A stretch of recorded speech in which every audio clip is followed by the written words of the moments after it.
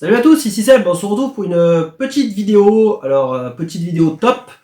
Alors, on va être généreux en fait, on va pas faire un seul top pour 2025, on va faire des tops.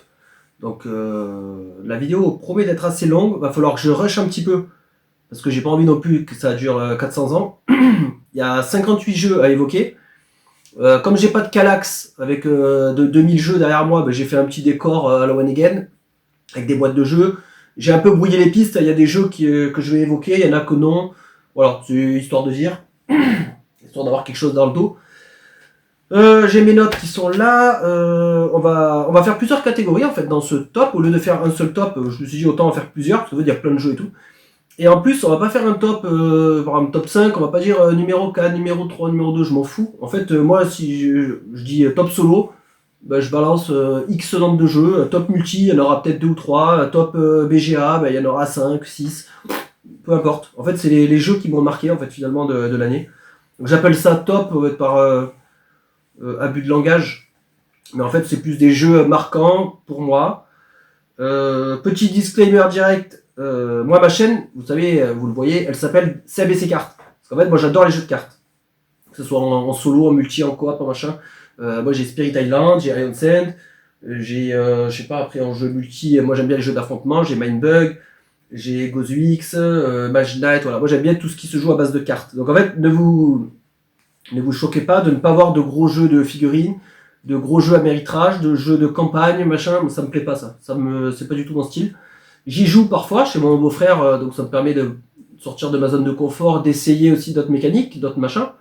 Mais de moi-même, franchement, pour la maison, ça sera des jeux de cartes quasi exclusivement. Là, je vois Under Falling Skies qui va dénoter. Mais franchement, ouais, ça se compte sur les doigts d'une main, quoi. Tout le reste, ça va être du jeu de cartes. Deck building, tableau building, peu importe, affrontement, tout ce que vous voulez. Pour les catégories, alors, on va commencer. Je vais d'abord vous lister toutes les catégories, tout ce qu'on va aborder. Après, il y aura le chapitrage de la vidéo aussi, si vous voulez naviguer dans les catégories. Donc, il y aura la catégorie solo coop. Donc, j'ai décidé d'inclure les deux dedans, puisque les jeux coop sont jouables solo. Donc, je mets tout dans le même panier.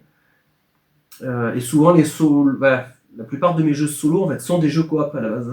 Je reprends Spirit Island, Iron Sand, Astro Knight, un peu tout, ouais, quasiment tout ce que j'ai, c'est du Dawn of the Z, c'est du coop quand même à la base.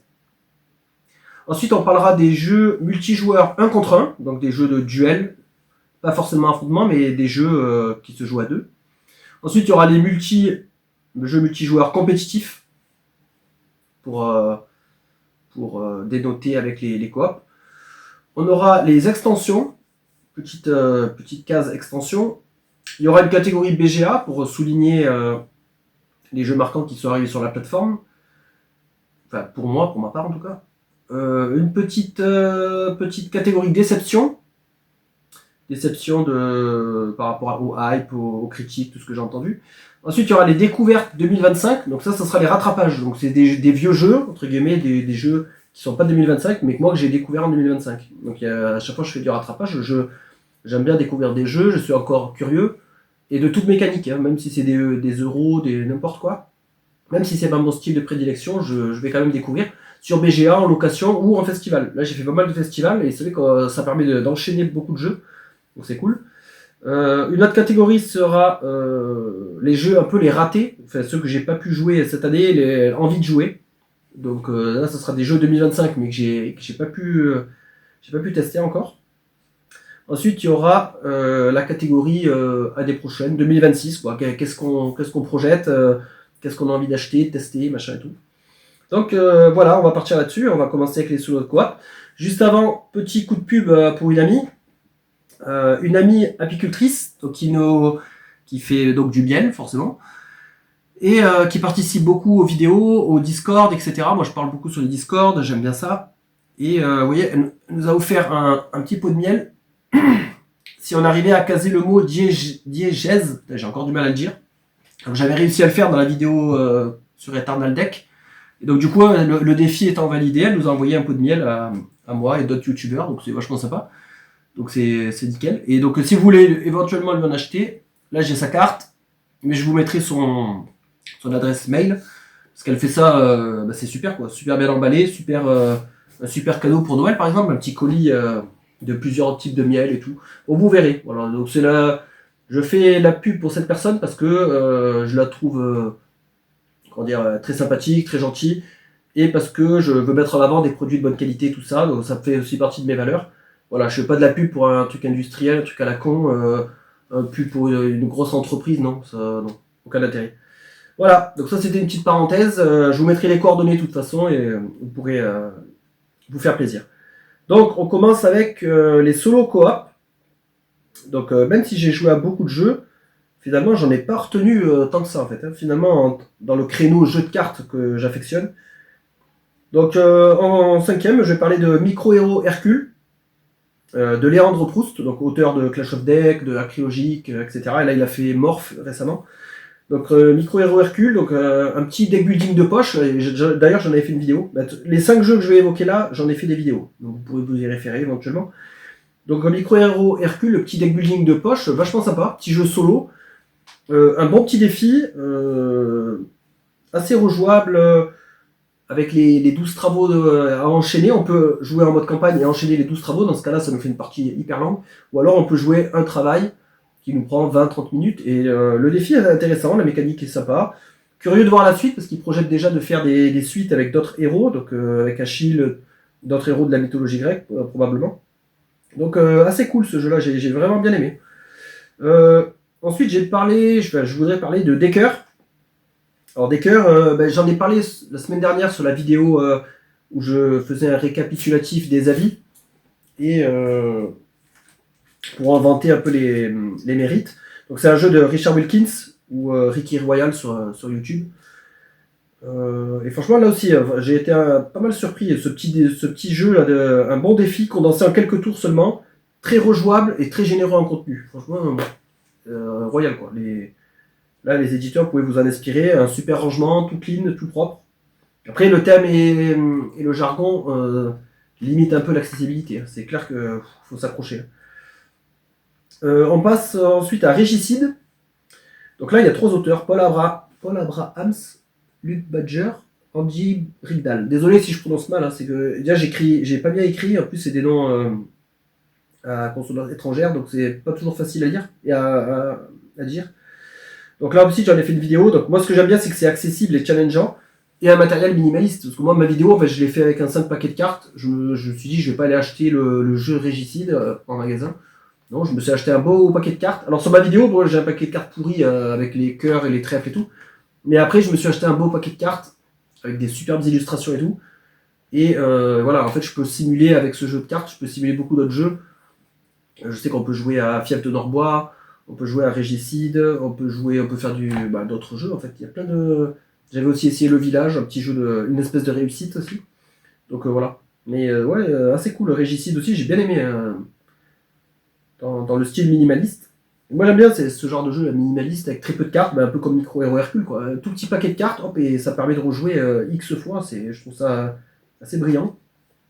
Pour les 2 premiers, hop, je les ai en vraie boîte, elles sont là. Bah forcément, je vous ai bassiné X fois avec Invincible. Donc là, c'est les mêmes auteurs que Ayansen. Donc c'est Sidney Engelstein, Nick Little, Kevin Riley. Pour la 3e mouture de Astronaut, donc j'en ai parlé un peu partout, et pareil sur le débrief de la vidéo précédente, enfin de la semaine dernière en tout cas. Donc je vais pas vous le remachiner, mais pour moi, en tant que deck building coop nerveux et fun, il l'emporte haut la main quoi. C'est à des années-lumière de Star Realm ou de Hero Realms, Shard of Infinity, ça n'arrive pas à la cheville d'un jeu comme ça, c'est clair et net. Non, c'est génial quoi. Voilà. Et forcément, hop, celui-là aussi, je vous ai bien bassiné avec, mais bon, je ne dois pas être le seul à mon avis. Je pense qu'il va être dans tous les tops. Eternaldex, pareil, je vais pas faire, pas m'étendre, mais super jeu d'un auteur japonais, Hiroken. Super, j'arrive pas à me relire. Super élégant, accessible, challengeant, rejouable. DA, univers unique, singulier. Bon, voilà quoi. Et aussi bien en multi qu'en solo, pour moi. Donc c'est bon, c'est tous ceux à qui j'ai fait essayer, ils ont kiffé. Mon fils, ma femme, mon neveu, mon beau-père. Il n'y en a aucun qui m'a dit non, c'est nul, non, c'est machin. Pour moi, c'est une évidence quoi ce jeu. Donc voilà, pour le solo coop, il n'y a que ça. Après, il y a d'autres jeux que j'ai bien aimés et tout, mais vraiment de marquant, en 2025, je sais pas, j'ai trouvé que ça. Après, j'ai pas tout testé non plus, hein, forcément. Ah d'ailleurs, j'aurais pu faire une petite catégorie, un peu les... Non, parce qu'après, non, je les ai dans envie de jouer. Donc en fait, si je les ai... Ouais.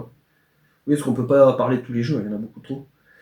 Bon, on va passer à la catégorie suivante.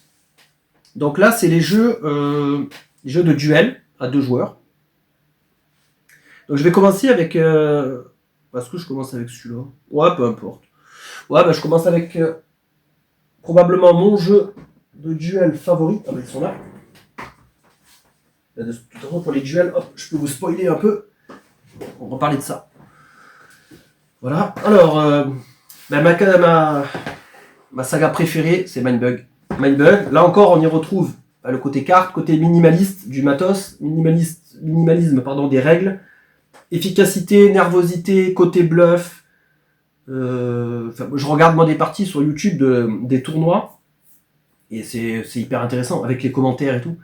C'est tellement bien en fait, donc ça prouve quand même que le jeu a une profondeur, une plus grande profondeur que ça, quoi. C'est pas juste du bête affrontement, c'est pas une simple bataille, quoi. Il y a vraiment de quoi triturer les neurones.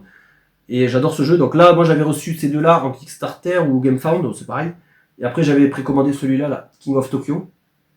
D'ailleurs, normalement la vidéo sera déjà diffusée à ce moment-là.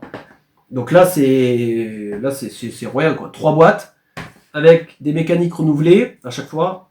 Donc là il y a un système de ressources en plus, les octonites. Là il y a là c'est un crossover avec King of Tokyo. Donc il y aura les dés d'énergie, les cubes d'énergie et les pouvoirs, etc. Ils arrivent toujours à trouver un truc supplémentaire. Là, j'ai pas cité les auteurs, mais ils sont 4 co-auteurs. Christian Kudal, Marvin Hagen, Richard Garfield et Scaf Elias. Et franchement, c'est un travail c'est incroyable, quoi, ce jeu. Pour moi, c'est le numéro 1 dans l'affrontement, en tout cas du 1 contre 1, c'est le top. Donc, ouais, franchement... ça, c'est quoi là? Selon... Moi, je sais plus pourquoi j'ai marqué ça. Ah non, ça c'était pour Leaders. Oui, parce que je mélangeais le texte, je comprenais plus rien. Ouais, non, bah, j'ai tout dit hein, pour les Mindbug. Bah, si vous aimez les jeux d'affrontement et un peu de bluff, tout ça, c'est royal, quoi. Non, en deuxième, j'avais mis Leaders de Hugo Frénois. Leaders, hop, Hugo Frénois, ouais, c'est ça, avec les illustrations de Nayad. Ça c'est génial, ça aussi. Ça c'est génial. Alors ça pour moi c'est un échiquier 2.0. Un peu à l'instar de Champ d'honneur. On va devoir déplacer nos unités sur un plateau de jeu avec des cases. Et là, il faudra encercler le leader adverse. Donc un peu comme si c'était le roi aux échecs. Et moi, je suis ancien joueur d'échecs, donc ça me parle vraiment. Sauf que là, nos unités ont des pouvoirs. Il y aura un système de draft où on va gagner des unités au fur et à mesure. Et avec des capacités différentes. Donc une unité, par exemple, pourra se déplacer de 2 cases. Une pourra attaquer à distance. Une pourra se téléporter, une pourra faire machin, voilà. Donc, il y a plein d'effets, et c'est ce croisement de tous ces effets, de ces combos qui rend le jeu formidable. Donc génial, quoi. J'ai dû en faire une 50aine de parties. Alors, c'est des parties très rapides, très nerveuses. On peut mourir très vite. Moi, j'ai essayé sur BGA, je me fais éclater rapidement. En fait, j'aime bien le jeu, mais je suis vraiment pas bon. J'ai du mal à...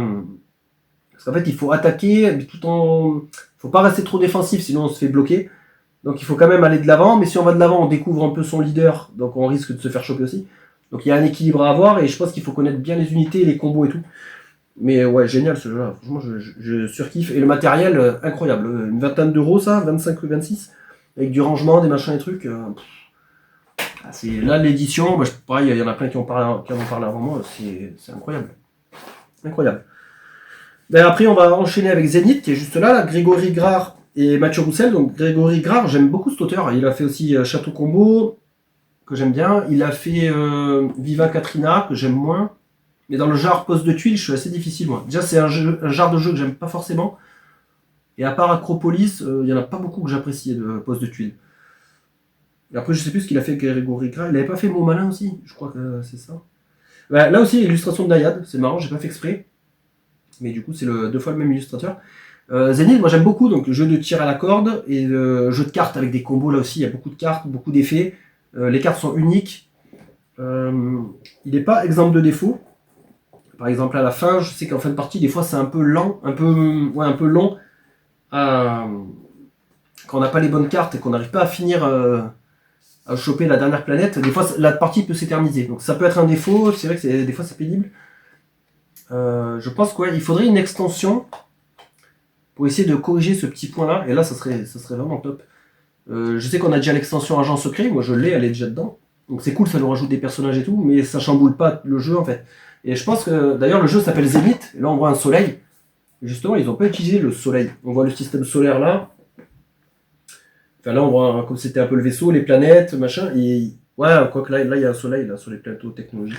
Mais je sais pas, quitte. Là on voit que le jeu s'appelle Zénith avec un gros soleil. Il faudrait utiliser le soleil, je sais pas, en disant peut-être, je sais pas, j'avais imaginé un nouvel effet avec une icône qui nous permet d'engranger des points, et quand on déclenche notre zénith, une fois par partie par exemple, ben on pioche autant de cartes qu'on avait accumulé de points de zénith, et comme ça nous fait par exemple une méga main de, je sais pas, de 7-8 cartes d'un coup, et comme ça à la fin, ben, sur 7-8 cartes on est sûr d'avoir de quoi jouer, parce que des fois c'est long. Moi j'ai fait des parties par exemple sur BGA et tout, où ça s'éternise, je joue un tour, j'ai pas de carte, donc je joue une carte par défaut, l'autre aussi, après je rejoue, en fait on passe des tours à attendre, et c'est un peu, ouais, un peu dommage. Mais par contre ça reste quand même un excellent jeu, là je chipote.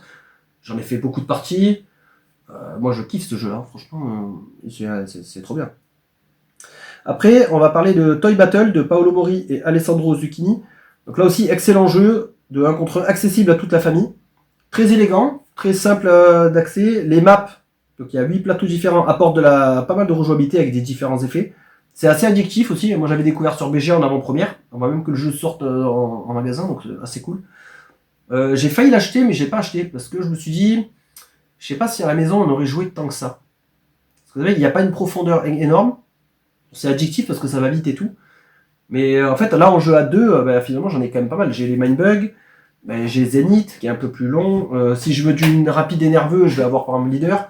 Donc en fait, avoir 50 jeux à deux, je sais pas si c'est pertinent. Après, il y a d'autres jeux aussi qu'on joue à deux, on verra plus tard, mais. Donc j'ai pas pris, mais j'étais vraiment pas loin, quoi. C'est un chouette jeu. Qu'est-ce que j'avais marqué? Non, je pensais que j'avais un truc à dire en plus. Ah oui, c'était par rapport à Zenith. Zenith, ouais, ce qui est bien, c'est que là, sur les jeux de 1 contre 1 que je vous parle, c'est quasiment exclusivement de l'affrontement. Donc du Mindbug, on s'affronte, Leader, on s'affronte et tout. L'avantage de Zenith, c'est que c'est du tir à la corde, donc c'est de l'affrontement, mais en fait, on va dire indirect. On se tape pas dessus et tout. Donc pour ceux qui n'aiment pas l'affrontement comme ça direct, c'est bien, ça permet de contourner en quelque sorte.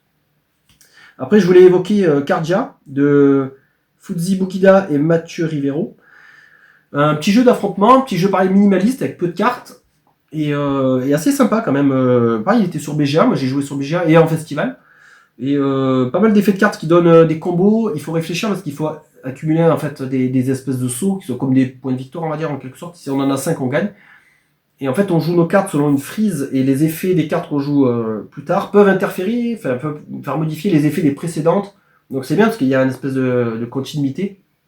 Et ouais, assez cool aussi. Alors par contre, j'ai pas joué avec le deck numéro 2. Moi j'ai joué avec les cartes basiques, on va dire. Et là aussi, il y a une espèce de composante bluff mind game parce qu'on a le même deck avec les deux adversaires. Au moins sur les cartes de base en tout cas. On a le même deck. Donc si on voit qu'il a joué sa carte numéro 16, on sait qu'il l'a plus pour après, etc. Donc j'aime bien ce petit truc là, et pareil je l'ai pas acheté parce que j'ai déjà plein de jeux de cartes, et si on me propose un jeu de duel, je vais dire Mindbug, et j'ai toutes les boîtes de Mindbug, donc j'ai 6 boîtes à poncer, donc ça me suffit pour le moment. Et normalement, il reste, pourquoi j'ai pas marqué Naishi? C'est bizarre, bon c'est pas grave, on va improviser pour Naishi.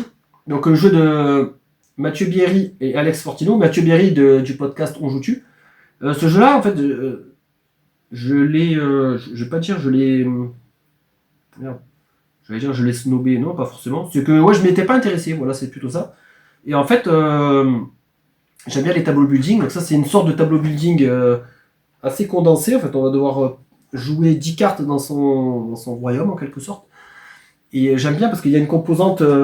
spatiale, en fait, les cartes elles ont des emplacements, et quand on prend une carte pour l'emplacement 5, on doit enlever la précédente, mettre l'autre sur la 5, il y a des effets d'adjacence, comme dans Château Combo, par exemple, une carte adjacente à telle va donner plus de points, etc. Il y a plein de trucs à prendre en compte. Donc il y a un peu de set collection sur certaines cartes. Il y a des cartes qu'il faut qu'elles soient en 2 exemplaires, il faut qu'elles soient à côté, il faut qu'elles soient au milieu, il faut qu'elles soient machin. Un bon petit casse-tête et assez tendu quand même. En jeu 1 contre 1, j'adore. On a fait pas mal de parties avec ma femme. J'ai essayé l'extension sur BGA. L'extension propose 2 modules en fait. On peut jouer avec les 2 modules ou un seul ou comme on veut. J'ai bien aimé, mais je sais pas encore si je l'achète. Parce que j'aime bien le jeu de base tel qu'il est en fait, directement. Donc à voir si je prendrai l'extension ou pas. Faudrait peut-être que je rejoue un peu. Mais il est très sympa, Naishi aussi. Pareil, là c'est du 1 contre 1, mais au moins c'est pas de l'affrontement. Parce que moi en 1 contre 1, qu'est-ce que j'en avais pas mal en fait. Moi j'aime bien ce genre-là. J'aime bien ce jeu-là, comment dire. J'aime bien les jeux de 1 contre 1, vraiment avec un seul adversaire. Moi ça me rappelle mes années TCG, donc avec les Magic, les Pokémon et tout. Où, vraiment on joue avec un adversaire, on peut se focus dessus. Et tous les jeux d'ailleurs de tableau building comme Paper Tales, même It's a Wonderful World, tout, moi j'aime bien les jouer en 1 contre 1 pour vraiment drafter et surtout contre-drafter mon adversaire et le bloquer et tout. Moi j'adore ça. Donc celui-là, il est très bien pour ça. Assez tendu, donc nickel. Donc voilà pour les jeux 1 contre 1. On continue avec les multi-compétitifs. Alors les multi-compétitifs, là il y en a 2 exemplaires déjà. Hop. Parce qu'après les autres, non les autres je les ai pas forcément. Là en plus ça tombe bien, c'est mes 2 chouchous de l'année, le même auteur. Jules Messot pour Miams, et là il est co-auteur parce qu'il y a aussi Alexandre Aguilar et Jules Messot. Et là 2 jeux pour moi géniaux dans leur style respectif. Donc ici une revisite du Yams, ici un jeu de pli un peu bordélique, un peu chaotique, avec des règles qui changent, des équipes qui changent. Donc celui-là il faut le jouer à 4 par contre, hein, en 2 contre 2, c'est trop bien. À 5 ou 6 à mon avis c'est trop le bordel, ça doit être trop chaotique, on doit rien contrôler. À 3 joueurs c'est une variante, parce que 3 joueurs, il y aura 2 joueurs contre un autre qui a des jokers, mais je sais pas, j'aime moins. J'aime quand même moins. Après, à retenter, c'est la config que j'ai le moins joué, mais sinon, celui-là, pareil, moi je le fais jouer à ma famille, ma fille peut jouer, j'ai fait jouer mon beau-père et tout, et voilà, tout le monde a kiffé. Vachement drôle, les règles qui changent et les contraintes qui s'ajoutent au fur et à mesure, c'est génial. Franchement, je kiffe ce jeu. Et la direction artistique, c'est drôle, quoi, avec les animaux avec des grosses moustaches, franchement, trop génial ce jeu, j'adore. Je refuserai pas une partie dessus. Hein. Et Miams aussi, gros coup de cœur. Et grosse addiction aussi, parce que j'y ai joué en vrai. En fait, à la base, je l'avais pris pour ma femme qui adore le Yams, ou Yadze. Et finalement, c'est moi qui a le plus accroché. Pourtant, c'est quoi? C'est entre guillemets, j'allais dire un bête jeu de dés, mais tout ce qui fait le sel, c'est les cartes pouvoir, quoi. Il y a des cartes pouvoir, et ça permet de faire des combos, d'avoir des relances, d'avoir des effets supplémentaires. Et en fait, les effets se cumulent, et on peut avoir des trucs, on peut faire des scores de ma boule. En fait, c'est trop fun, quoi. Et moi, ça, sur BGA, c'est ma grosse addiction, parce que les parties sont très rapides, l'adaptation est super bien faite, et on peut enchaîner avec des adversaires. J'ai pas essayé le mode solo, parce que ça m'a pas l'air incroyable. Ça me donne pas envie. Même si j'aime bien jouer en solo, non, là, autant, franchement, lancer un BGA, il y aura toujours du monde. Mais ouais, ça, franchement, Jules Messot, entre ça et Acropolis que j'ai rejoué, ouais, génial. J'adore cet auteur. Du coup, je vais suivre ses productions, parce que j'adore son travail, quoi. Donc voilà, là j'ai abordé les 2, c'est bien, j'ai fait 2 pour le prix d'un. Ensuite, je vais parler de Sangoku. Donc c'est Rumble Nation, je crois, c'est une réédition d'un auteur japonais là aussi, comme pour Eternal Deck, c'est Yogi Shinichi. Donc Sangoku, c'est un jeu de dés et contrôle de territoire, et une majorité du coup. Simple et assez tactique, assez élégant, un très bon jeu. Moi, je voulais l'acheter pendant un moment, et je me suis dit, est-ce qu'il va vraiment sortir à la maison? Sangoku, moi je trouve qu'il est bien à 2, non. Comme il y a un peu de contrôle territoire, majorité, à 2 ça tombe à plat. Je pense à 3 joueurs ça pourrait être pas mal. À 4 c'est peut-être compliqué, à mon avis c'est le bordel. Je pense que 3 est l'idéal. Mais en fait en jeu de dés à la maison, c'est quand on est beaucoup, j'ai Las Vegas, qui est un de nos classiques, j'ai Strike, qui est beaucoup plus accessible. Et maintenant j'ai Miams aussi. Donc en fait je me dis en jeu de dés, ça fait trop de concurrence. Et j'aime autant en avoir moins et les ressortir. Las Vegas, c'est un méga classique chez nous. J'adore ce jeu-là.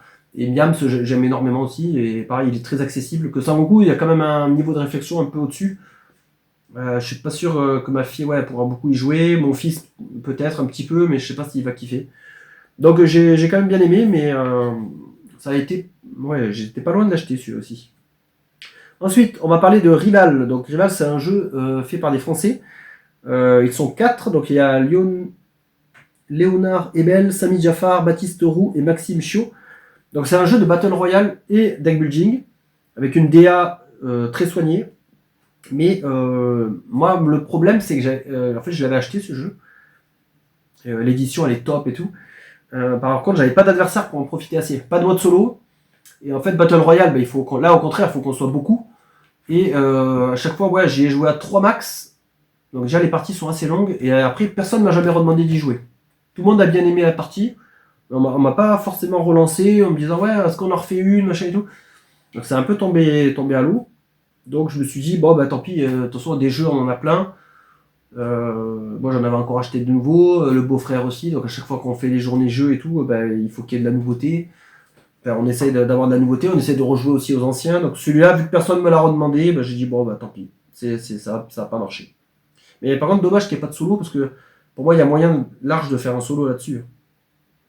Franchement, ouais, en mettant des espèces de bots et des persos qui se déplacent sur les tuiles qui nous attaquent et tout. Je pense qu'il y a large moyen. Ensuite, je vais parler d'un petit jeu qui m'a surpris. Ça, je l'ai découvert en festival. Daydream. Alors, l'auteur ou l'autrice, je sais pas, c'est Zaznani. C'est ce que j'ai vu sur BGG, je sais pas. Je connais pas. En fait, c'est un petit roll and write. Donc, c'est un genre que j'affectionne pas forcément. Mais là, ça m'a surpris parce qu'il y a plusieurs combinaisons de plateaux. En fait, il y a un plateau pliable et dépliable. Et en fait, selon les phases qu'on rabat ou qu'on dévoile, en fait, ça change les objectifs de jeu et tout. Il y a plusieurs configs, donc on peut jouer en mode A, donc c'est la plus simple.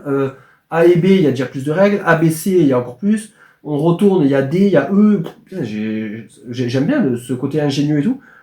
Et en fait, le jeu, finalement, il est assez simple. C'est un casse-tête, on lance, c'est les dés, ouais, roll and write.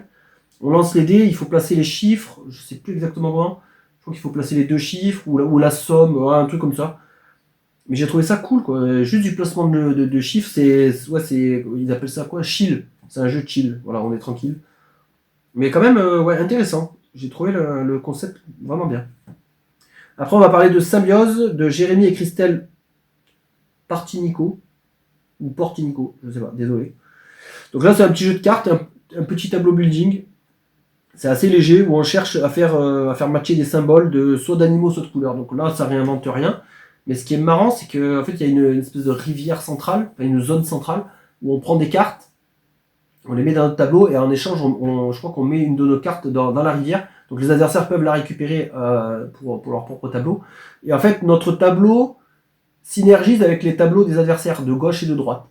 En 1 contre 1, par contre, je crois qu'on joue aussi avec la rivière. Je crois que la rivière nous donne des points. Moi, je sais plus, parce que j'ai joué en multi. J'avais juste lu la règle du 1v1. Mais ouais, assez sympa le jeu. Et puis la direction artistique, elle est classe, avec des grosses cartes, avec des gros animaux dessus. Des grenouilles, des escargots, des machins. Ouais, assez classe, assez minimaliste là aussi, aussi bien visuellement que niveau matos. Mais moi, j'aime bien. C'est cool. Ensuite, on parle de Emblème, Adrien Bonnard et Romaric Gallonnier. Donc j'ai fait qu'une partie au compteur, mais franchement, ça c'est un jeu, pareil, j'aimerais bien y rejouer. C'était assez cool. Très tactique et malin, une sorte de Oriflamme avec 3 lignes. Oriflamme, donc on met nos cartes à la suite, et donc les cartes là aussi, elles peuvent avoir des effets comme dans Cardien sur les précédentes, elles peuvent les retourner, les annuler et machin. Et là, celui-là, c'est la même chose, mais il y a 3 lignes. Et en fait, il faut essayer d'être le mieux placé sur chaque ligne. Sauf qu'il y a des effets qui peuvent nous annuler nos persos, on peut les faire revenir, on peut défausser des autres et tout. Ouais, franchement, très très cool. J'avais vraiment envie d'y rejouer à celui-là. Il m'a bien marqué. Et c'est tout pour les jeux multi. C'est tout pour les jeux multi. Ouais, après, en fait, au début, j'en avais une énorme liste, mais je me suis rendu compte, en fait, j'avais tout mis, en fait, grosso modo. J'avais mis tous les jeux multi que j'avais joués, multi compétitifs. Et je m'étais dit, bah non, en fait, le but, c'est quand même de trier, de garder que les plus marquants. Donc voilà, c'est ceux-là pour moi. Ensuite, on va passer aux extensions. Je vais juste faire une petite pause pour me réhydrater. Et après, on passera aux extensions. Donc là, ça va être assez rapide en plus. Donc c'est cool. Voilà, tout de suite. Nous revoilà pour la suite des tops. Du coup, c'est bon, j'ai fait ma petite pause. Du coup, on était sur les extensions. Extensions, là, elles sont au nombre de 3. Et je les ai en physique. Donc elles sont là. Nos petites extensions. Voilà. Donc moi je suis vachement friand amateur d'extensions. Surtout pour les jeux que j'adore, que j'aime enrichir. Je préfère avoir une extension qu'un nouveau jeu. Moi, je suis plus de cette optique-là. Donc là j'ai enrichi mon hit avec Tunnel Vision. Leviathan Wild avec une réception GameFound là aussi pour un super jeu Leviathan Wild. Et une extension sortie un peu de nulle part. Dans le sens où personne s'y attendait vraiment, je pense. Underwater Cities Data Era. Moi, je pensais qu'avec New Discoveries, ils avaient clôturé l'histoire Underwater Cities. Et celle-là, elle a un peu popé de nulle part, un peu sorti de nulle part, en disant non, il y a encore du contenu, des machins, des règles, donc nickel. Alors, j'ai pas encore joué à celle-là. Donc, en fait, là, je la juge. On va juger plutôt mon envie de jouer. On va commencer avec celle-là, du coup. J'ai marqué pas encore essayé. J'ai lu les règles, j'ai lu les retours sur BGG, les retours critiques, donc tout le monde est dithyrambique, en disant que la mécanique des disques de données qui permet de jouer des actions bonus est vraiment top, et c'est versatile quoi. Si on a besoin de métal, on peut en acquérir du coup plus facilement. Si on a besoin de piocher et tout, le disque de données c'est vraiment une ressource joker en fait. Et aussi ils ont réduit le scoring nécessaire à la réussite en solo. Parce que moi ce jeu-là j'ai joué beaucoup plus en solo. En multi j'ai pas d'adversaire pour les jeux euros. Donc ça va être plus compliqué pour moi. Mon entourage ne sont pas forcément fans, donc celui-là je vais le savourer en solo, et donc j'ai hâte quand même d'essayer ça. Mais en tout cas je suis content que ce soit sorti. Là encore il y a aussi une amélioration de matériel, comme sur New Discoveries avait amené les nouveaux plateaux, là, les doubles couches, et celui-là il amène des bâtiments améliorés. Donc c'est bien, à chaque extension ils améliorent le matos. À la fin on aura un jeu de luxe finalement, alors, au bout de je sais pas combien d'extensions. Là, maintenant, il faut la big box. Il manque la big box, par contre. Parce que pour ranger tout le bazar, ça devient complexe. Donc voilà pour Data RH, je peux pas en dire beaucoup plus. Extension de Leviathan Wild, donc Deep Veil. Donc très sympa. Moi, j'ai joué dans la même veine que Tunnel Vision, dans le sens c'est du more of the same. C'est la même chose en plus. Il n'y a pas de nouvelles mécaniques, il n'y a pas de nouveaux trucs forcément, de nouvelles règles et tout. C'est vraiment la continuité directe. Alors les boss sont peut-être moins marquants que sur la première boîte. Mais ça reste sympathique, il y a un nouveau perso, il y a une nouvelle classe. Voilà, toujours, c'est un jeu vraiment qui est cool. Attendez, je vais vous montrer quand même la pochette. Moi, j'aime vraiment beaucoup ce jeu. Donc là, par contre, j'ai pas cité les auteurs, mais sur Underwater City, c'est Vladimir Sushi. Et là, sur Leviathan Wild, Justin Kampenen. Et aux illustrations, Samuel Ershimota. Donc voilà pour Deep Veil. Donc moi j'ai battu tous les boss, il y en avait 7 je crois. J'ai pas filmé forcément de partie, donc faut voir si ça intéresse du monde. Et une nouvelle extension est déjà en chantier, hein. Parce que je crois qu'en fait il faut un système de région, une espèce de carte du monde. Non, il va pas la montrer là. Une espèce de carte une carte du monde avec plusieurs régions. Donc je pense qu'ils veulent faire plusieurs régions. Ça c'est Deep Veil, donc ça c'est une des régions justement du jeu, de l'univers en tout cas. Et enfin un de mes jeux favoris. Donc là c'était sûr que j'allais prendre l'extension et que j'allais en parler. Hein. Hit Tunnel Vision.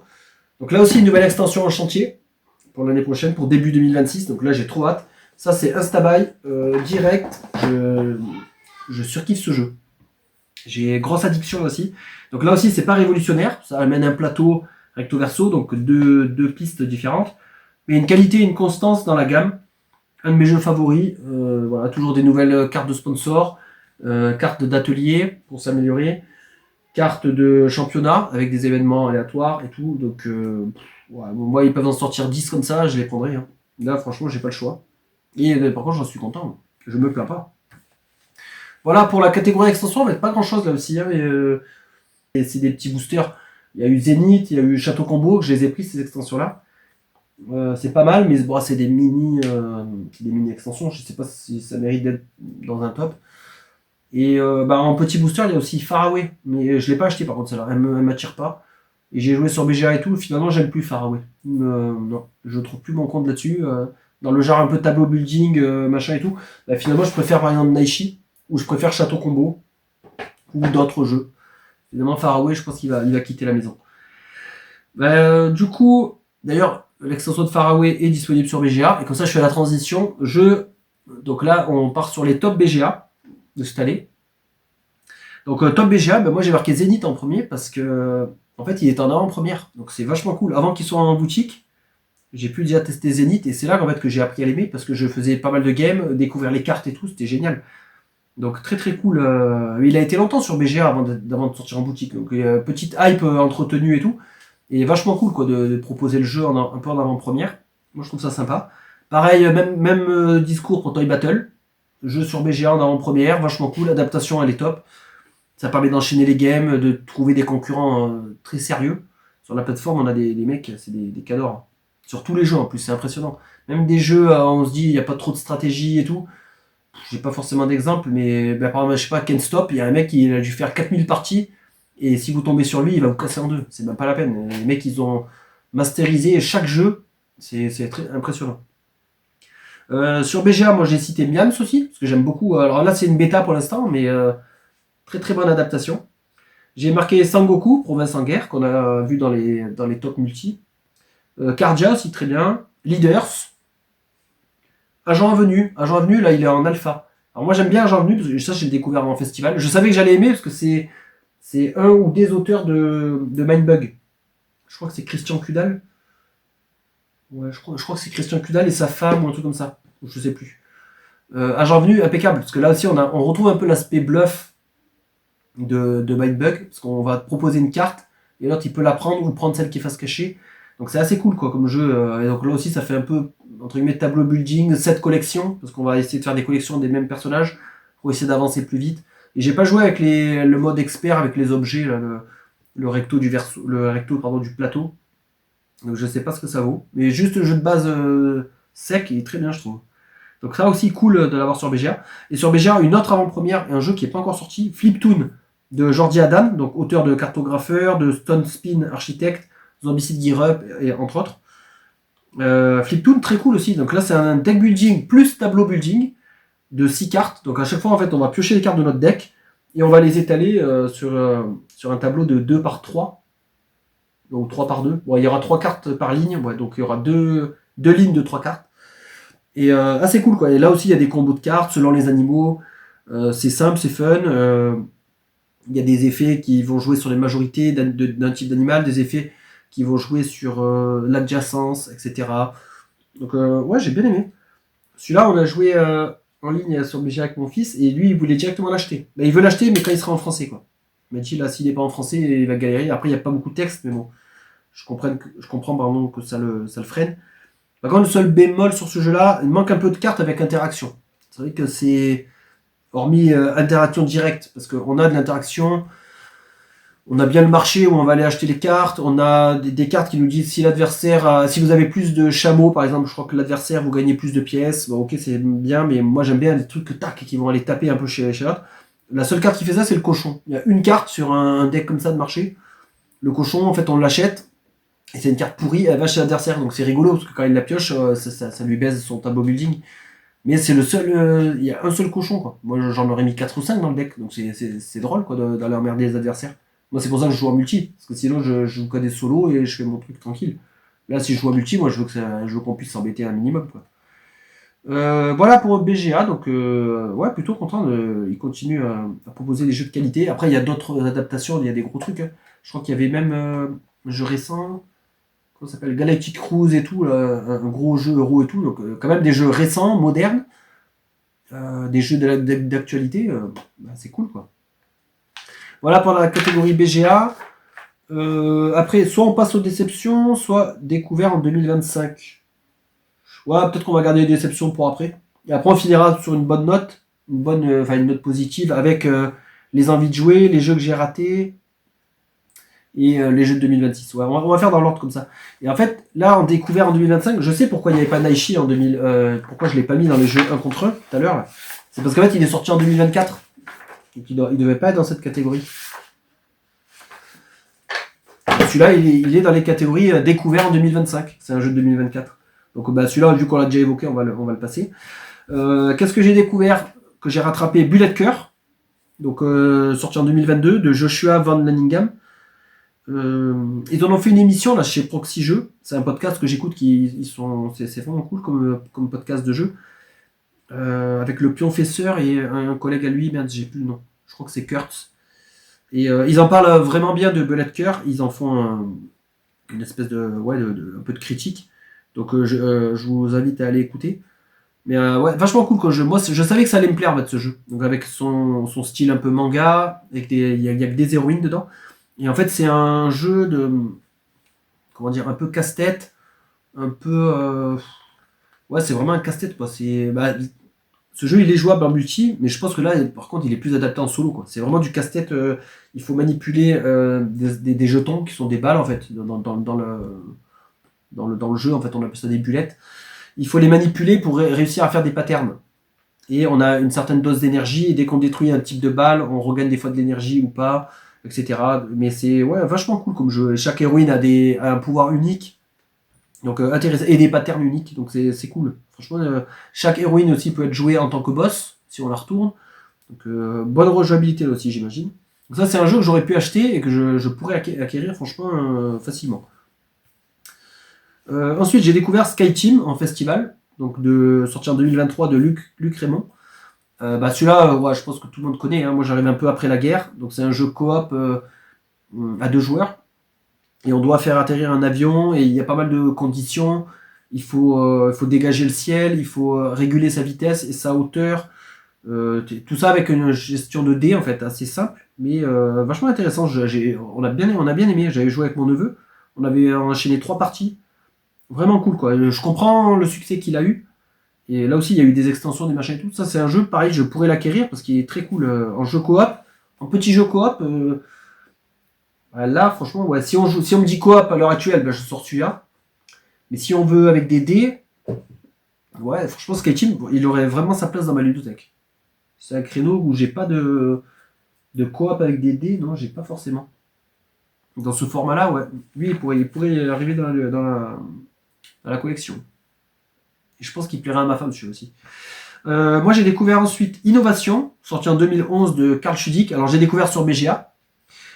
J'aimerais bien y jouer en vrai, parce que là, c'est pareil, c'est du jeu de cartes, jeu de pure carte. Il n'y a que des cartes dans tout le jeu.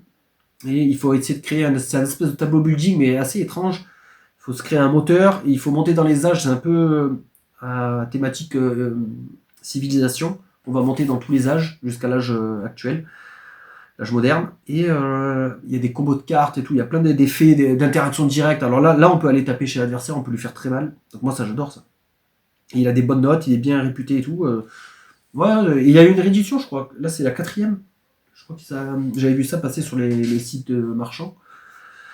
Donc celui-là, j'aimerais beaucoup y rejouer. J'ai fait qu'une partie. J'ai joué comme ma femme, je l'ai battu, et du coup, elle veut pas rejouer, parce que elle, ça lui a pas plu. Le jeu est un peu austère, en tout cas sur BGA, l'édition qu'ils ont pris, c'est un peu austère, mais moi, aux œufs, je voulais tester les mécaniques et ça m'a bien plu.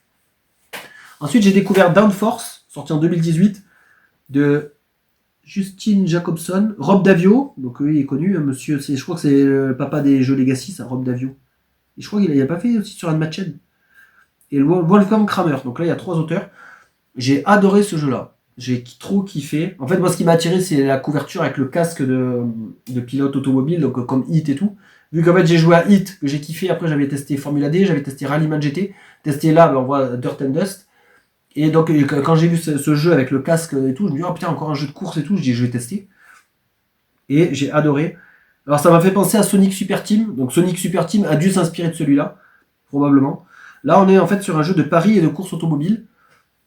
Et donc il y a une phase de pari d'enchères, enfin pas d'enchères, mais je crois qu'il y a des enchères aussi pour les pouvoirs. Je sais plus ça. Parce que là j'ai qu'une partie, pareil, personne n'a aimé chez moi, j'étais dégoûté. J'avais loué le jeu, et on a fait une partie en famille à 4, et j'étais le seul enthousiaste autour de la table, moi j'étais comme un fou et tout. Et personne partageait le délire, donc dès qu'ils ont fait la partie, ouais, bof, et on a rangé le jeu, plus jamais rejoué. Donc je suis deg. Mais moi j'ai trop adoré, quoi. Il y avait une partie pari en fait où on pariait sur notre voiture. Donc, par exemple, si moi j'avais la voiture bleue, j'allais parier dessus, parce qu'en fait on associait une voiture avec un pouvoir, si je dis pas de bêtises, ou alors la couleur avait déjà un pouvoir. Bon bref, ça change pas grand chose. Et par contre, ce qui est bien, comme dans Sonic Super Team, en fait, c'est que on dévoilait des cartes et en fait on pouvait déplacer les voitures adverses. Donc on pouvait les bouger mal pour qu'elles fassent des trajets un peu chelous et un peu les bloquer, justement pour les emmerder, pour leur faire perdre leur pari et pour nous essayer de gagner le pari. Et si par exemple moi je voyais que la voiture rouge, que je ne contrôle pas, qui était un autre joueur, mais que si je la voyais qu'elle était bien devant, je pouvais parier dessus pour essayer de gratter quand même des points et tout. Donc il y a un petit aspect d'interaction directe en emmerdant les autres voitures, en les faisant bouger. Et cet aspect de pari, aspect un peu de jeu de course aussi, assez minimaliste, là sur la course, c'est assez simple. Mais je trouve que la combinaison de toutes les mécaniques, c'était assez top. Et il y a beaucoup d'extensions aussi là-dessus. Donc ça, moi, c'est un jeu que j'aurais bien aimé avoir, mais s'il avait été apprécié, quoi. Là, c'est pas le cas, donc pour l'instant, il va rester où il est. Je pourrais le relouer éventuellement, j'essaierai de retenter l'expérience. Et enfin, dernier de la liste, c'est Endeavor eau profonde, sorti en 2024 de Carl de Visser et Janat Gray. Ou j'arrête, je sais plus. J'écris trop bien, donc j'arrive pas à me relire. Donc là, c'est un peu le remake de Endeavor, l'âge de la voile, avec une autre thématique, tout ça. Moi, ce jeu, j'avais bien aimé. J'avais préféré le multi. Le solo, par contre, m'avait pas du tout convaincu. Trop dirigiste, trop tendu, mais trop dans le mauvais sens, quoi. Je veux bien être extrêmement tendu sur les ressources, par exemple, comme dans Underwater City. Mais là, c'était. En fait, il y avait pas trop de marge d'erreur. Obligé de faire une route pour vraiment réussir l'objectif et tout. Mais j'aime pas. Je trouve que c'est. Non, je sais pas, je prenais pas de plaisir. Trop sérieux, trop. Non, je préfère autant, quitte à me casser la tête, je prends celui-là, ouais, clairement. Là, je m'attendais à autre chose. Par contre, en multi, il était bien. En multi, c'était beaucoup plus convaincant. Mais en fait, ouais, pareil, on a joué avec ma femme, elle a bien aimé, on a fait quelques parties. Après, elle m'a pas forcément redemandé d'y jouer. Et pareil, en jeu multi, en fait, on en a déjà beaucoup. Hein. On en a déjà quand même pas mal. Donc, je ne voyais pas pourquoi garder celui-là plus qu'un autre. Là, j'ai vu qu'il y a une extension qui doit sortir, je crois, qui rajoute du matos. Mais bon, ça n'a pas l'air de chambouler le truc. Hein. Je pense que ça va être à peu près pareil.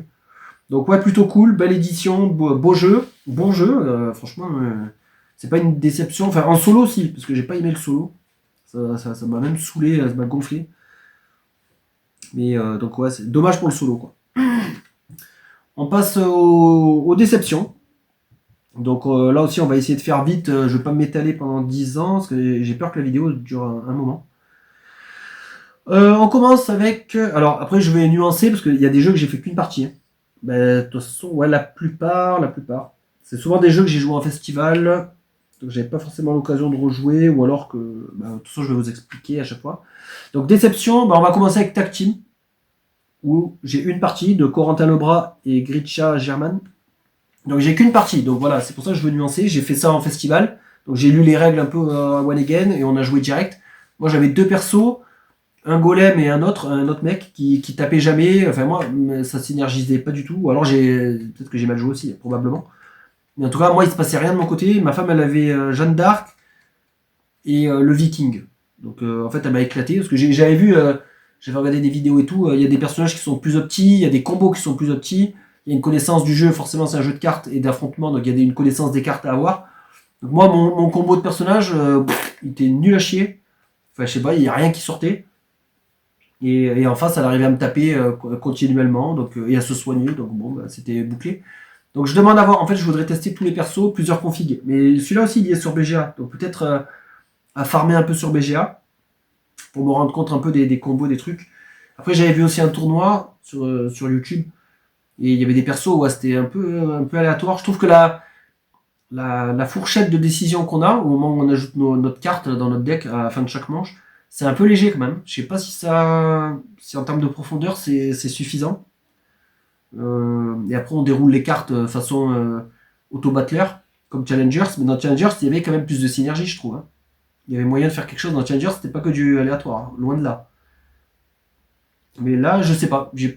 Après, j'ai qu'une partie, donc malheureusement, à voir. Parce que les cartes de défense, ouais, faut avoir un coup de bol pour que ça tombe pile poil. Puis après, l'adversaire, il a juste à rajouter une carte, ça décale, donc on n'est pas sûr de tomber dessus. Et les cartes de défense, elles font rien. Si on défend pas, elles font rien, donc c'est un peu bof, quoi. Ils auraient dû mettre un mini-effet quand même, je sais pas. Bon. À retenter. Voilà, je suis pas fermé. Autre déception, mais bon, là c'est une déception un peu mineure, parce que c'est un tout petit jeu, petit poids, de Alex Fortino, Simon Moulard et Thomas Favrelière. Donc là c'est encore un petit jeu de cartes avec des numéros et colorés, donc ça rappelle Skyjo, Mojo, toutes ces conneries là. Bah en fait c'est trop similaire quoi, on est vraiment dans le même délire, sauf que ça apporte pas grand chose quoi. C'est encore une fois la redite de la redite de la redite de la redite de la redite. C'est le énième jeu de petits cartes, petits jeux de cartes comme ça là. Donc ouais, très bof. Ensuite, les derniers droïdes, là aussi j'ai découvert sur BGA, de Fabien Gridel. Donc là on est sur un petit tableau building, ça me fait penser à It's the Wonderful World, dans le sens où à chaque fois on aura, là on a un choix de carte, un ou deux choix, et il faut qu'on choisisse si on la détruit pour la recycler et gagner des matériaux, donc des ressources, ou si on la construit. Et je crois que ouais, c'est une carte. Je crois qu'il y a un système de draft en fait. Je crois qu'il y a 2 cartes, on en donne une à l'adversaire, on en garde une pour nous. Et après on choisit, on construit, on détruit, on construit, on détruit. En fait, on fait que ça. Et là aussi, c'est bof. Hein. L'espace de décision, il est assez restreint. En fait, on pourrait presque jouer en pilote automatique, j'ai l'impression. Donc, j'ai pas fait un milliard de parties, mais ça m'a l'air peu engageant. Donc, je suis pas trop tenté d'y rejouer. À voir. Ensuite, un jeu découvert en festival. Là, j'ai fait par contre 2 ou 3 parties, parce que c'était assez rapide. Heroes Love to Lie, de David Carmon. Donc là, on est clairement sur une inspiration de Love Letter. Donc Love Letter, moi, c'est un jeu que j'adore, un de mes favoris de tout temps, parce que là aussi, ça rejoint les autres jeux que je vous disais tout à l'heure, avec jeu de cartes, côté minimalisme des règles, côté bluff, côté tension et tout, comme un peu comme dans un Mindbug et tout, c'est très rapide, très nerveux, et j'adore. Et là, en fait, c'est une sorte de love letter, mais ils ont rajouté une espèce de ressources, des espèces de cristaux, on a des points de vie, il y a plein de personnages avec plein de pouvoirs et tout, en fait, ça alourdit complètement le jeu. Autant jouer à love letter, aucun intérêt. Je suis désolé, mais là, je vois pas, si c'est pour copier et faire moins bien, aucun intérêt. Ensuite, là, je vais faire hurler pas mal de monde, mais tant pis. Tech Time, donc de Alexis Piovezard et Julien Protière. Donc là, moi j'ai marqué que ça ressemble trop à The Mind. The Mind que j'avais pas du tout aimé, je l'avais loué. Moi, ça marche pas avec moi, pas du tout. Et j'ai marqué que je préfère Eternal Deck. Donc Tech Time, je vois l'intérêt. Je dis pas que c'est un mauvais jeu. J'ai fait 3 parties, c'était en festival. Et je vois le truc un peu et tout. L'édition est top, ça c'est clair et net, c'est magnifique. Tout est classe. Mais par contre, au niveau du jeu, nous on a joué à 2, je pense que c'est la moins bonne config, où on a des cartes en main au départ, et après on en pioche de façon aléatoire au bout d'un certain temps. Donc on peut pas tout calculer, tout anticiper. Alors au début, on fait bien notre stratégie, parce que tout le monde me dit « Ouais, mais t'as mal joué, il faut faire la stratégie au départ. » Ben, on faisait la stratégie. Il y avait marqué, là sur cette case, il faut mettre 24+, là il faut mettre une somme de 10, là il faut mettre une carte inférieure à 3. Ben voilà, ben, au début du jeu, ben, on se dit, ben voilà, si moi j'ai une petite carte, je joue là avant toi, si toi t'as 10, tu mets là, tu joues toute seule et tout. J'ai vite compris l'intérêt du jeu. Mais, et là où il voulait en venir, par contre, quand on pioche nos cartes, qu'on voit qu'on a que des valeurs de merde, qu'est-ce que je fais avec ça? J'ai aucun moyen de repiocher, aucun moyen de parler à mon coéquipier, enfin ma coéquipière en l'occurrence, aucun moyen de faire mulligan, enfin en fait je ne peux rien faire quoi. J'avais pioché que des cartes de merde, elle avait mis, je crois, sur les cartes là où il fallait des grosses valeurs, et moi j'avais que des grosses valeurs et je devais jouer sur les petits emplacements. J'avais 6, 7, voilà, tiens, je mets ça, la partie elle est morte. Aucun moyen de revenir en arrière, aucun moyen. Donc on a vite perdu, on dévoile les cartes, hop, on en refait une, rebelote, deuxième partie on perd de peu, donc cette fois on avait réussi à s'approcher de la victoire. Et troisième partie, pareil, le tirage de cartes un peu one again. Donc vraiment pas pour moi, non, c'est pas mon délire. Et franchement, moi je préfère Eternal Deck. Hein. Jeu de cartes à communication limitée. Voilà. Tech Time, c'est la même chose. C'est la même définition finalement. Jeu de cartes à communication limitée. Voilà. Là, j'ai plus d'espace de décision. J'ai plus de moyens de m'en sortir. Je peux faire des recettes. Je peux jouer dans la rivière. Je peux aider mon coéquipier. On peut se parler avec les jetons. On a des jetons de communication. Voilà. Pour moi, ça, c'est un peu le concurrent de Tech Time. Hein. Mais il l'enterre clairement. Voilà. Living Forest Duel de Aske Christiansen. Alors là, pareil, une partie en festival. On m'a expliqué les règles. Un bénévole, c'est pas de sa faute, mais il expliquait vraiment pas bien. Je suis désolé. Hein. Moi, j'ai l'habitude de lire les règles et d'expliquer, et de faire les vidéos d'ailleurs. Donc je pense que je suis assez pédagogue dans les règles. Et là, le mec, il partait dans tous les sens. Il nous expliquait un truc, le scoring. Après, il revenait au début. Après, la mise en place. Après, il avait oublié ça. Après, il nous explique les cartes. Après, il nous explique les actions. À la fin de l'explication de règles, je savais pas quelle était la structure du jeu. Je sais pas le déroulement d'une manche. Qu'est-ce que je dois faire? Je comprenais rien. Donc après j'ai relu un peu vite fait les règles. Donc on a fait une partie qui était un peu hachée avec ma femme. Et tous les deux, même constat. Hein. On s'est fait chier. Le jeu, l'espace de décision, c'est bof. C'est déjà vu.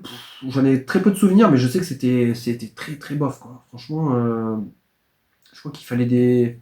C'était quoi déjà? Il y avait des symboles sur les cartes des animaux. En fait, il y avait un stop ou encore, on dévoilait des animaux, et selon si on avait des symboles de notre couleur, on gagnait je sais plus quoi.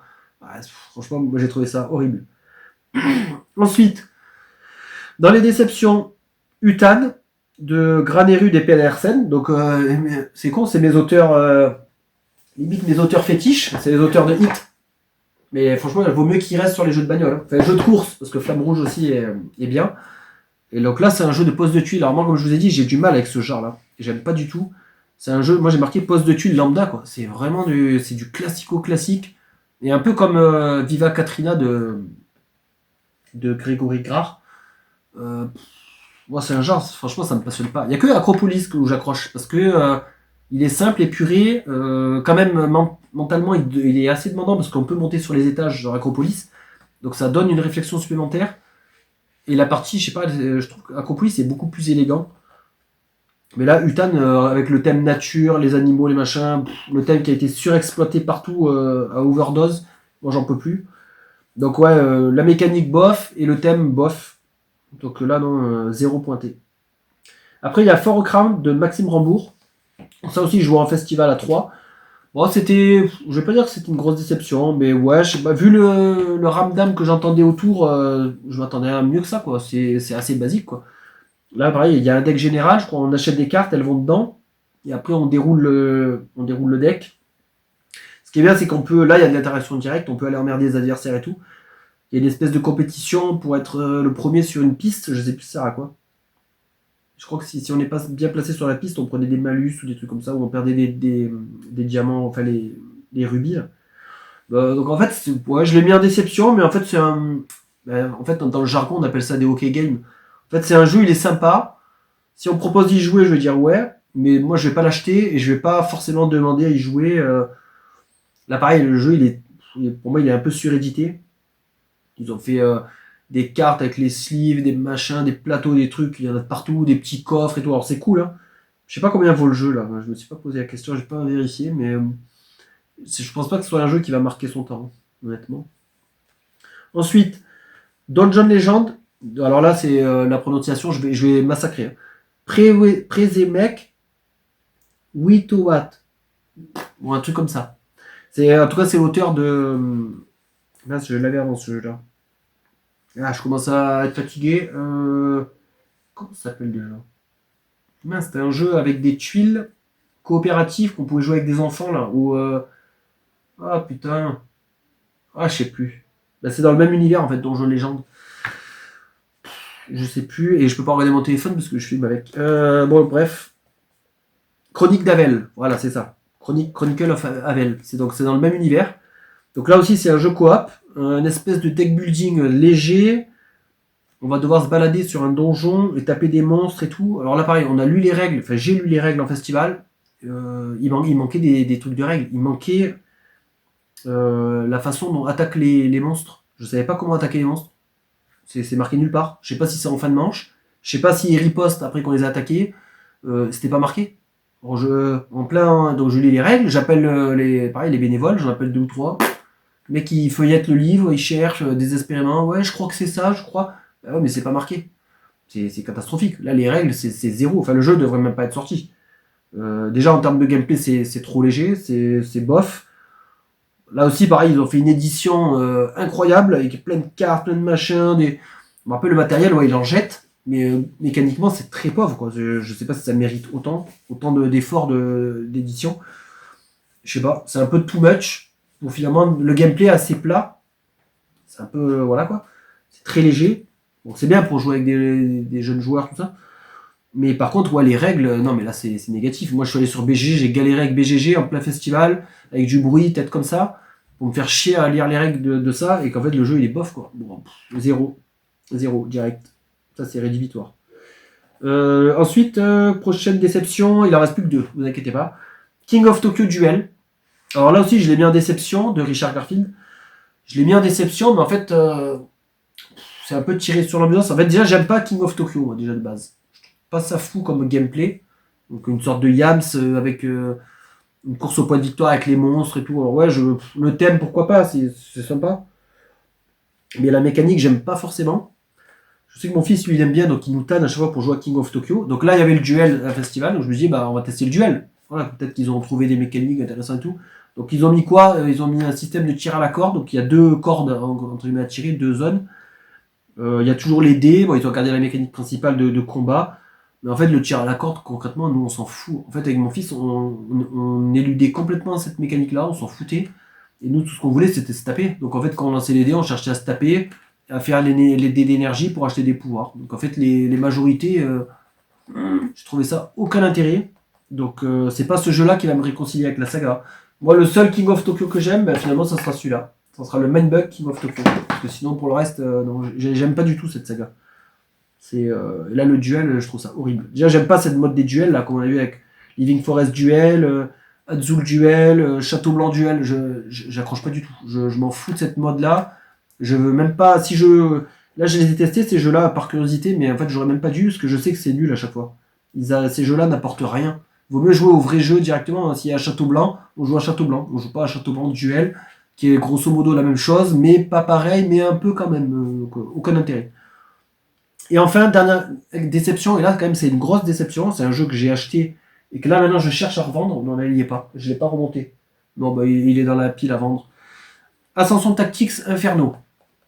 Donc j'avais de Justin Gary, auteur de Ascension, et Gary Arendt. J'avais adoré Ascension Tactique premier du nom, moi j'avais eu la boîte en VO à l'époque. Maintenant ça remonte à plusieurs années. Et là maintenant il y a la boîte française l'édition française qui est sortie, la version française. Et en fait, Attention Tactique Inferno, je l'attendais depuis longtemps, c'était un Kickstarter. Il a eu beaucoup de retard, problèmes de production, d'autres cartes avec des couleurs cheloues, problèmes sur les figurines, retard, TVA payé en plus. Il y a eu toutes les merdes possibles, imaginables de Kickstarter, donc ça m'a gonflé. Je reçois le jeu, donc je me dis, ah bah nickel, je vais pouvoir le combiner avec mon premier. C'était la promesse.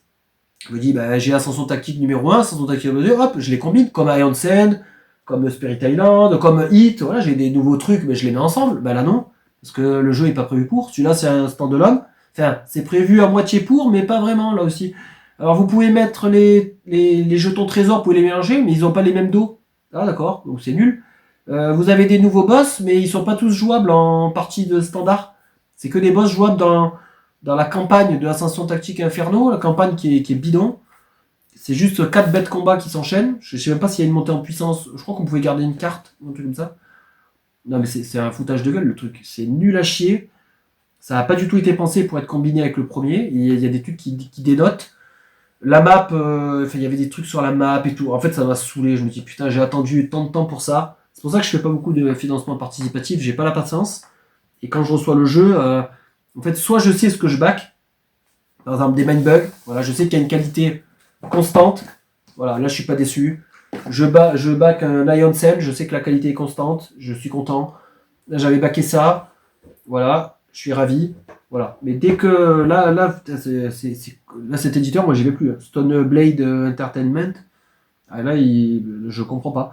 Ascension Tactique Inferno, pareil, sur le premier Ascension Tactique, si on veut pas jouer la campagne en solo, il y avait un mode de standard de combat que j'adorais. Moi, je prenais des gentils, je mettais une équipe de méchants, je faisais des affrontements, voilà, des parties. One shot, sur Ascension Tactique Inferno, il n'y a pas. On peut pas faire de partie one shot solo, donc on est obligé de jouer en multi. Les personnages, ils sont bof. Je m'attendais à plus de renouvellement aussi, plus de folie. Là, je pense ils sont assis sur une mine d'or, les mecs, ils se sont reposés sur leur laurier. En fait, c'est du combat tactique avec des plateaux et des hexagones. Donc tu pouvais mettre des pièges, tu pouvais mettre des bâtiments, tu pouvais mettre des objets, des équipements, je sais pas. Quoi que des équipements, il y en a déjà dans le gros deck. Mais je sais pas, en fait, tu pouvais jouer plus avec le terrain, tu pouvais mettre des pièges, des trous, plein de trucs, quoi. Et je trouve qu'ils sont restés trop sages, quoi. C'est beaucoup trop sage. Ils ont rajouté 1 ou 2 mots-clés. Donc ils ont rajouté un deck pour le marché. Donc pareil, on peut le combiner, mais si on combine tout, ça va diluer les cartes. Ça va diluer les mécaniques, parce que celui-là ajoute des nouvelles mécaniques. Donc si on met le gros deck de Inferno et le gros deck du jeu de base, ben on risque de pas retrouver toutes les mécaniques. Donc ça dilue. Les jetons trésors, ils n'ont pas le même dos, ils ont aussi des nouvelles mécaniques, donc c'est pas trop bien de les mélanger non plus. En fait, ils nous ont pris pour des cons. Et dernier truc, là ils m'ont achevé. Donc il y a le mode solo, ok, je me dis bon ben voilà, il y a le mode solo, si je veux jouer sur ce mode solo là, c'est que la campagne. Bon ben je vais faire la campagne. J'en ai fait des vidéos. Et là je regarde les cartes du mode solo, c'est les mêmes que Ascension Tactique de base. Ils se sont même pas cassé le cul à refaire un deck avec des nouveaux effets et tout. Ils ont fait le copier-coller. J'ai dit, ouais, c'est pas possible. Même pas des nouvelles cartes pour le solo. Et c'est rien à faire. Hein. Je sais pas, Iron Sand, ils font des cartes de base sur chaque set, sur chaque vague. Ils prennent pas les mêmes cartes basiques à la con. Infliger un dégât, infliger un dégât à Gravold, ou machin, ou défausser 3 cartes. Et ils font des nouveaux effets, ils essayent un peu d'innover. À chaque fois, il y a des nouvelles cartes, des nouveaux trucs. Là, ils se sont pas cassés le cul, copier-coller. J'ai dit, ouais, c'est bon. Allez. Donc là, je pense que c'est la plus grosse déception parce que c'est un jeu que j'aimais beaucoup. Les autres, à la limite, c'est pas grave, c'est des découvertes, c'est des machins. Mais celui-là, je voulais vraiment enrichir mon jeu Assassin's Tactics. Et je pensais qu'ils allaient vraiment avancer d'un cran et tout sur la qualité, sur les combos. Là, non, franchement, c'est. Je suis pas le seul à me plaindre hein, sur BGG, on est pas mal à gueuler comme moi là. Donc, ouais, grosse déception. Bon, voilà, on finit avec les mauvaises nouvelles. Maintenant, on va passer aux envies de jouer finalement. Qu'est-ce qui est sorti en 2025 et que j'ai raté, par faute de temps ou occasion ou autre, et que je rattraperai plus tard, quoi. Donc là, j'ai l'envie de jouer, je l'ai divisé en deux catégories. Il y a le multi et le solo. On va commencer avec le solo, tiens, parce que là, j'ai fait beaucoup de jeux multi. Donc en solo, en 2025, qu'est-ce que j'ai raté? Unstoppable, de John Declare. Celui-là, je pense que clairement, je l'avais un peu snobé en me disant ouais, bof, ça a pas l'air fou. J'ai déjà plein de deck building, j'ai plein de machins. Et celui-là, il a l'air de renouveler un peu la mécanique. Je sais qu'il est aussi jouable en coop, mais à mon avis, c'est clairement. Il a l'air vraiment adapté pour le solo. Donc celui-là, il faudrait que je me le procure. Alors, il est quand même assez onéreux. Hein. J'ai eu 60 balles. Je me dis, waouh, putain, ça casse. Et plus, il y a une petite extension. Ceux qui ont le jeu m'ont dit, ouais, il faudrait quand même prendre l'extension parce qu'il y a des boss en plus, un perso en plus, des cartes de marché. Dans les deck building, on en veut des cartes de marché pour avoir plus de possibilités. Donc, à voir, mais ouais, j'attends qu'il baisse un peu, je sais pas, ou trouver une bonne affaire. Je trouve un peu onéreux. Donc, celui-là, il utilise la mécanique de l'auteur, sa mécanique un peu clé. C'est le card crafting où on crée, en fait, on glisse dans une sleeve une ou plusieurs cartes et ça améliore à chaque fois la carte. Donc curieux d'essayer, parce que tout le monde m'a hypé dessus, et je vois que des bonnes reviews là-dessus. Donc je me dis, je suis peut-être passé à côté de quelque chose, je l'ai un peu snobé le truc. Après, il y a Wraiths and the Giants. Donc celui-là, c'est un jeu de, je crois que c'est Eric Alms, donc le papa des Tiny Epic. Donc Wraiths and the Giants, c'est la même thématique exactement. Donc, je pense qu'il y a une grosse inspi. C'est la même thématique que ça. On est un héros et on doit escalader des monstres géants, des titans. Enfin là, ils n'appellent pas ça des titans. Là, c'est des géants du coup. Et on doit les arrêter, les neutraliser. Et la mécanique, ça n'a pas l'air pareil que Leviathan Wild. Donc je suis curieux, mais vraiment, la thématique, c'est la même. Hein. On monte sur des monstres et on doit les calmer. Donc on les tape, eux, ils nous tapent aussi, etc. Donc curieux de voir ça, de voir comment deux thématiques différentes, comment on arrive à les dissocier ensuite. Ensuite, j'ai envie d'essayer en solo le Seigneur des Anneaux, Destin de la Communauté. Donc ça, c'est dans la gamme pandémique. Moi, j'aime bien les jeux pandémiques. Et curieux de voir avec le SDA, avec cette licence-là. Donc je suis pas le plus grand fan du SDA, j'aime bien. Je reconnais sa valeur historique, mais je suis pas le plus grand fan. Celui-là aussi, pareil, j'avais failli l'acheter, mais après j'avais entendu des critiques négatives qui m'avaient dissuadé. Donc le mieux dans ce cas-là, c'est d'essayer par soi-même. Hein. Alors je sais qu'il est disponible sur BGA, mais j'aime autant l'avoir sur table celui-là. Je vais pas le tester sur BGA. Ensuite, j'ai envie d'essayer Ace of Spades. Donc ça, c'est un petit jeu solo, petit jeu de cartes, où en fait on doit battre des ennemis, ça se passe au Far West, un Far West fantastique avec des monstres. Et pour battre les monstres, on doit faire des combinaisons de poker avec nos cartes. Donc on doit faire des paires, des brelans, des machins. Et plus on fait une bonne combinaison, plus on fait de dégâts. Et après on a des pouvoirs, je crois des capacités, un peu façon Balatro, j'imagine, on a peut-être des cartes qui restent ou des trucs comme ça, qui vont nous permettre d'améliorer notre deck. C'est peut-être une mécanique des buildings, je sais pas trop. J'ai pas fouillé énormément. En fait, j'aime bien me renseigner sur les jeux, mais pas me spoiler tout non plus. Parce que si on se spoile tout, après, il n'y a plus de secret, il n'y a plus de mystère. Donc, je garde toujours un petit peu de trucs sous le coude. Mais Ice Spade, ouais, ça m'a l'air sympa. À voir quand il sortira par chez nous. En envie de jouer en multi, qu'est-ce que j'ai raté en 2025? Rebirth de Knizia, donc là, c'est encore un de ses remakes. Bon, lui, il remake tous ses jeux, là, j'ai l'impression. Chaque fois qu'il y a un jeu qui sort, on a une chance sur deux que ce soit un Knizia. Lui, il a une productivité monstrueuse. Donc Rebirth, je sais pas, tout le monde dit que c'est bien, accessible, facile, mais en même temps intéressant. J'entends que du bien. Donc, assez curieux. Un jeu un peu plus expert, la Old King Crown. Alors j'ai pas noté l'auteur. Mais ça a l'air quand même assez expert, assez technique. Je sais qu'il y a un mode solo, mais vu la forte interaction, je pense que ça a l'air mieux en multi. Mais après, je crois qu'il y a de l'asymétrie, donc ouais, c'est assez costaud ça, pour pouvoir s'y caler et profiter du jeu. Je pense qu'il faut un peu le masteriser et faire plusieurs parties. Ça m'a l'air assez demandant. Ensuite, donc à voir, hein, pour l'instant c'est envie de jouer, mais c'est pas sûr que je puisse y jouer à tout ça. Hein. C'est un peu utopique. Hein. Après il y a Recall, donc c'est les mêmes auteurs que Revive, que j'avais adoré. Sauf le solo qui était beaucoup trop simple. Mais sinon, en multi et tout, c'était assez cool. Et la mécanique était top.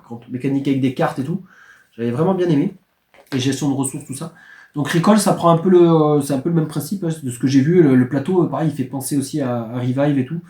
Après, à voir si c'est juste pareil, elle a un copier-coller, c'est bof. Hein. Donc je sais pas si ça vaut vraiment le coup, à voir. Ensuite, il y a Moon Colony Bloodbath. Donc ça, c'est de l'auteur Donald X Vaccarino, c'est l'auteur de Dominion.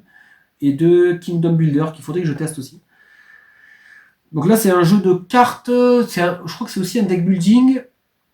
Mais en fait, c'est une déconstruction de deck, je sais plus trop. En fait, il y a une mécanique un peu inverse. En fait, on a une base au début, on est sur la lune.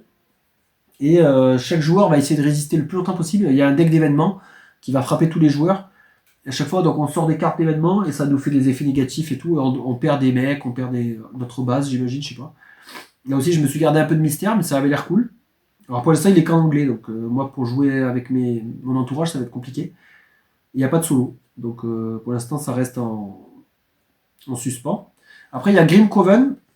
Donc c'est un jeu de chez Awaken Realms. Il a l'air vachement cool. J'adore la direction artistique. Donc là, c'est un jeu boss battler où on incarne des espèces de combattants.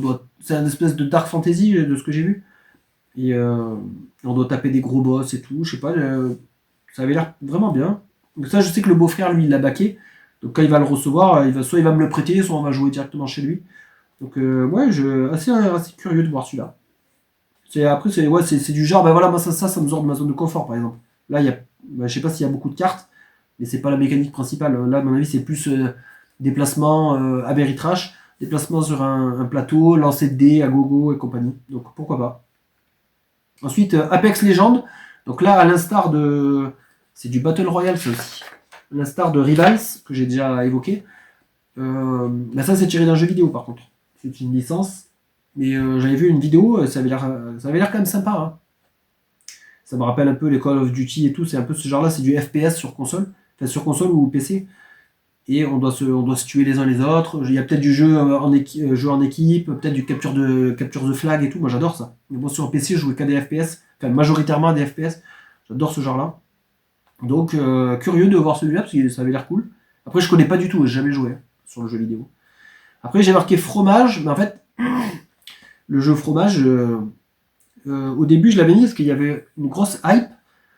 Et j'ai l'impression que ça commence à retomber. Là, il y a des retours critiques qui arrivent et que les gens ils disent finalement, c'est pas si fou. C'est un peu du déjà vu, nanana. Donc, finalement, j'ai marqué bof, entre parenthèses. Parce que, je sais pas. Bon, voilà, il est en bas de fil, quoi, en bas de liste. C'est pas ma priorité, quoi. Donc, à voir par curiosité. Et après, j'ai mis compile. Compile ou compile, je sais pas comment on dit. Donc ça, c'est un jeu d'affrontement avec des cartes. Donc là, on est vraiment dans mon style favori, dans ma cam, quoi. On va drafter des... C'est pas des émotions, mais c'est un peu des concepts. Je crois qu'il y a l'amour, il y a le feu, il y a l'eau, il y a le métal, la mort. Il y a des concepts, en fait. Et chaque concept, c'est une certaine quantité de cartes, un petit deck. On les mélange. Donc comme dans GozuX, finalement, une fois qu'on a drafté 3 concepts, on les mélange et ça nous fait notre deck. Et après, on va devoir jouer selon des lignes. Donc, à la façon aussi d'un Marvel Snap, on va devoir être majoritaire sur les lignes. Donc, ça me rappelle aussi Bestioles en guerre que j'adore. Et ça avait l'air assez cool. Et là aussi, il y a des combos, il y a plein de trucs à faire. Donc, celui-là, j'avais failli l'acheter. J'étais à 2 doigts. Et je me suis dit, putain, j'ai GozuX, j'ai Mindbug, j'ai Bestioles en guerre, j'ai Leader, j'ai machin, j'ai truc. En jeu de cartes, ça fait beaucoup, quoi. J'ai pas le temps de tous les masteriser. Et du coup, finalement, je vais être frustré. Donc, en fait, je l'ai pas acheté. Mais bon, facilement trouvable. Hein. À mon avis, c'est pas impossible à récupérer, ça. Donc, on a fini sur les envies de jouer. Et là, on va passer à 2026. Qu'est-ce qui va se passer en 2026 au niveau des jeux? Qu'est-ce que j'ai hâte de recevoir ou de tester, machin truc. En 2026, moi, je vais recevoir déjà la nouvelle extension de Iron Sen, la nouvelle vague. Ce sera la 9e, je crois. Et il parle déjà de faire la 10e. Donc ça va être la folie. Il va y avoir Invincible 2 qui va être lancé début janvier. Donc ça, je suis très très chaud aussi, forcément. Il va y avoir extension de Hit, la 3e, avec le circuit sur l'Afrique du Sud. Ça, je prendrai direct en février. Il va y avoir extension de Veil of Eternity, un jeu de cartes que j'adore aussi. Là, je ne l'ai pas évoqué maintenant parce qu'il n'y a pas eu d'actu dessus. Je sais pas si l'extension Artefact a été sortie en 2024, je sais plus. Dans ce cas-là, j'aurais pu l'évoquer, même si c'est pas une de mes extensions favorites. Ça rajoute des monstres et tout. En tout cas, Veil of Eternity, moi j'adore. Donc, extension, je suis chaud. Après, je me suis noté en nouveau jeu. Je vais partir du moins hypé, enfin, celui qui me hype le moins hypant, jusqu'au plus. J'ai marqué The Last Spell, tiré d'un jeu vidéo là aussi, c'est un Tower Defense. Moi j'adore le Tower Defense. Donc, à voir ce que ça peut donner. Un jeu coop, du coup. J'ai noté Adamastor, qui est un jeu de. C'est un machin and write. Soit un roll and write, soit un flip and write. Dans un univers un peu Lovecraftien, on est sur un bateau. Il faut essayer de survivre à la folie et au danger et tout. Donc ça avait l'air cool. Belle direction artistique là aussi. J'ai noté Dawn of the Zeds, la designer édition. Donc là, ils veulent. L'auteur a récupéré les droits de son jeu. Il veut faire une nouvelle édition de son jeu. En gardant les principes, mais en lissant quelques règles, en arrondissant quelques angles un peu bizarres, en épurant quelques concepts et tout. Donc curieux à voir ce que ça peut donner, je sais pas. Moi j'adore Dawn of the Z, donc je sais pas si celui-là je sauterai dessus, à voir. Je suis curieux. Ensuite il y a Magical Athlete, donc ça c'est un jeu de. C'est Richard Garfield ça aussi. C'est un remake. C'est un remake d'un vieux jeu, si je dis pas de bêtises. C'est un espèce de jeu de course complètement chaotique avec des dés. En fait, c'est un roll and move. On lance le dé et on avance du nombre de cases. Sauf que nos athlètes, nos personnages jouables, ils ont tous des pouvoirs un peu bizarres. Et c'est un univers un peu déjanté, hyper coloré et tout. Ça a l'air trop fun. Ben, jouer en multi, ça, à mon avis, on va s'éclater à la maison. Ensuite, j'ai marqué Mage Knight Apocalypse, donc l'extension pour le fameux Mage Knight. Extension campagne. Donc là, on va être assez curieux quand même de voir ça. Même si j'ai pas joué à tout mon contenu de la Ultimate Edition. Quand même curieux de rajouter du contenu à ce mastodonte du jeu solo. Et ça me permettra de le ressortir en même temps. Et en number one, encore un jeu de course un peu footrack, un peu chelou. Ça a l'air trop bien. Ça s'appelle Hot Streak. Alors je sais pas qui sont les auteurs. Ça a l'air génial. Et genre à chaque fois que je regarde des vidéos, franchement j'ai trop envie de jouer. Parce que ça moi je me vois. C'est un jeu de course et de paris. Ça moi je me vois debout à faire pas le croupier, mais ouais, le mec qui prend les paris, quoi, je sais plus comment on dit. Et à gueuler et à mettre l'ambiance et tout. À ça, mais j'ai trop hâte. Hot Streak, ça a l'air génial. En fait, il y a 4 mascottes. C'est des courses de mascottes. Il y a 4 mascottes. Et le matériel, pareil, il est dantesque. Il y a 4 grosses figurines, un espèce de tapis de jeu qui se déroule de la boîte directement. On tire en fait une espèce de ficelle et ça déroule un plateau. Et en fait, c'est tout con, mais comme dans Tag Team ou Challengers, en fait, il y aura un gros paquet de cartes, ou dans Moon Colony Bloodbath, et on va dépiler les cartes une par une, et en fait, on va voir qu'est-ce qui se passe. Sauf que les joueurs peuvent influencer un peu ce deck-là. Les joueurs reçoivent des cartes. Et par exemple, moi, si je veux que le poisson gagne, parce que j'ai fait un pari sur le poisson, il y a une mascotte de poisson, j'ai des cartes, par exemple, de poisson dans ma main, des cartes qui lui font aller très vite, des 3 cases et tout, ben, je mets dans le deck. Je mets dans le deck commun. Après, le deck commun est mélangé. Il y a 3 cartes qui vont être enlevées dans le deck. Donc ma carte n'est même pas sûre d'être dedans.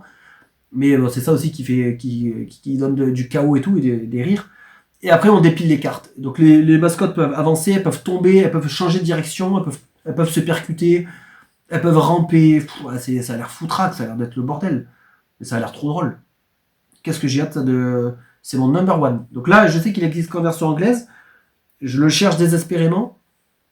À prix abordable aussi, parce que j'ai pas envie d'y mettre un rein. Mais putain, ouais, je sais pas, ça a l'air trop fun comme jeu. Avec les enfants, on va s'éclater à jouer à ça. Ça va être la dinguerie. Franchement, là, ça c'est un jeu, il faut être beaucoup autour de la table. Il faut que ça gueule, il faut que ça crie. Tous ceux qui y ont joué, là, j'ai vu pas mal de reviews, de critiques et tout. Tout le monde est dithyrambique, ça a l'air trop bien.